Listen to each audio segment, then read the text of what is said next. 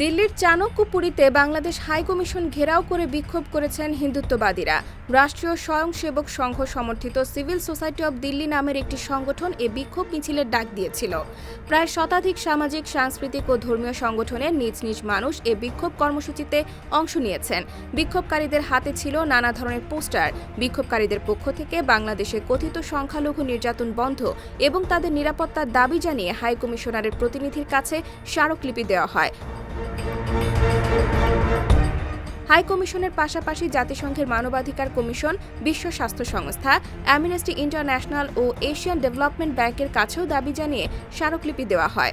কর্মসূচির আয়োজকের দাবি, দিল্লির সব বাজার কমিটি, আবাসিক এলাকার বাসিন্দাদের সংগঠন, চিকিৎসক, আইনজীবী, ছাত্র সংগঠন ও দুর্গাপূজা, ছট পূজা, রামলীলার আয়োজক এবং শিখ ধর্মস্থান গুরুদ্বার পরিচালন কমিটির সদস্যরা ওই বিক্ষোভে অংশ নিয়েছেন।